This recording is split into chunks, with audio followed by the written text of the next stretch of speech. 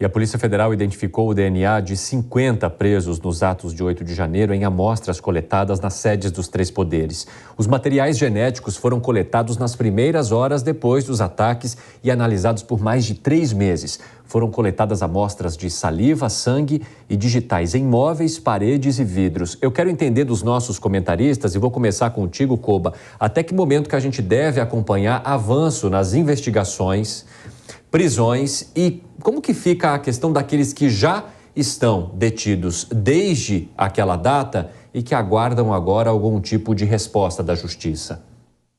Comigo? É isso, né? Koba, começa contigo. A questão é a seguinte, Evandro. Nós temos no nosso sistema jurídico a questão de que quem está preso deve ter o seu processo como prioridade.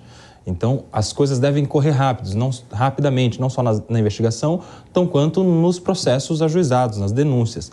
Até hoje, nós ainda temos algumas pessoas que estão presas que não foram sequer denunciadas, já passados aí mais de 6 meses dos atos do dia 8. Aquelas que foram denunciadas com aquela crítica toda a respeito, primeiro, da competência do próprio Supremo Tribunal Federal, depois a respeito da inépcia das denúncias com a falta de individualização de condutas, há inclusive denúncias de grandes jornais da nossa imprensa mostrando que só há uma alteração do nome, do RG e do endereço de uma peça para outra para essas centenas de pessoas. Então, hoje nós estamos vivendo essa insegurança jurídica a respeito de direitos fundamentais, que foi inclusive fruto até de uma denúncia à Organização das Nações Unidas sobre supostos abusos contra direitos humanos.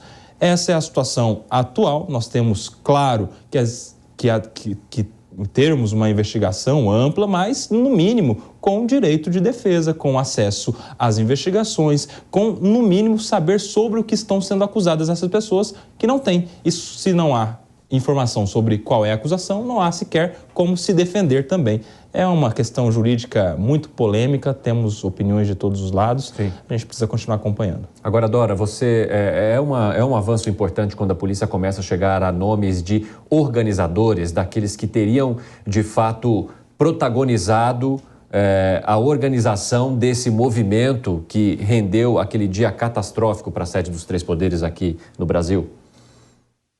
Completamente, isso é fundamental. E, Koba, eu tenho dificuldade de pensar que o Supremo Tribunal Federal, que a condução dessas investigações não estejam obedecendo o chamado devido processo legal. É claro que desconheço as nuances, assim, desse processo, mas tenho dificuldade de achar que isso não esteja sendo obedecido, sob o risco de isso vir mais à frente, ser contestado, enfim, e tudo isso ter prejudicado essas apurações, essas investigações. Agora, é fundamental que se continue, e a polícia tem continuado essa investigação, e a gente fica um pouco aflito, natural que fica aflito para saber, vem cá, mas e as omissões, e os organizadores, e os patrocinadores? Gente, quero lembrar que aquela coisa que aconteceu lá no 6 de janeiro de 2021 nos Estados Unidos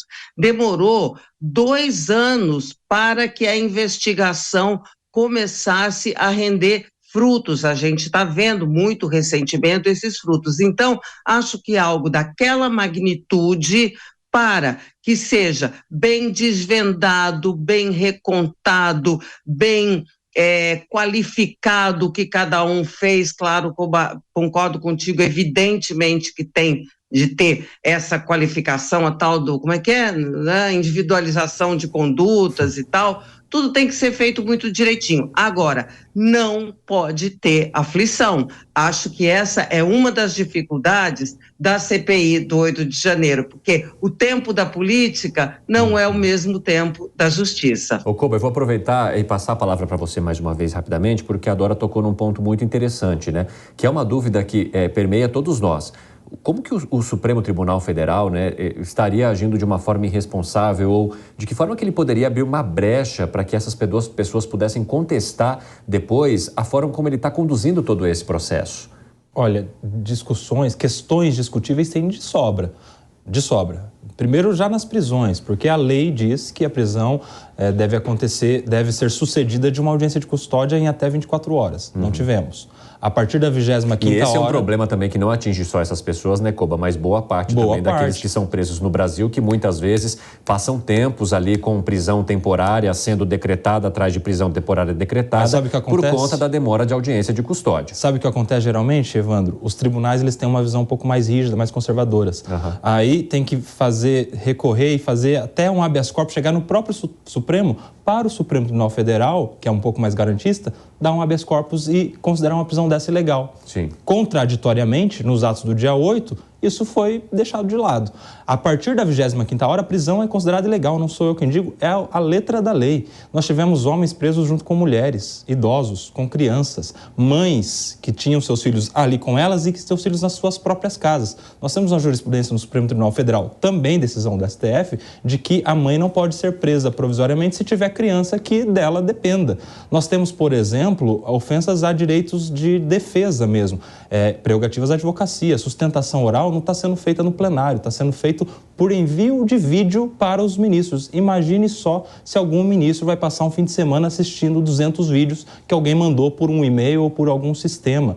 Nós temos, por exemplo, ofensa à própria competência, porque na Constituição Federal, que é onde está a estrutura das competências, não há a indicação de que o Supremo seria competente para esses atos. Isso está num princípio, que é inclusive um princípio importado do estrangeiro, de que a própria corte deve se defender. Isso está no próprio regimento interno do STF, mas regimento interno não é nem lei e muito menos texto constitucional. Então, assim, questões discutíveis nós temos de sobra, inclusive amparadas nos precedentes, nas decisões do próprio STF. Obrigado, Koba. Obrigado, Dora. Já já conversamos mais.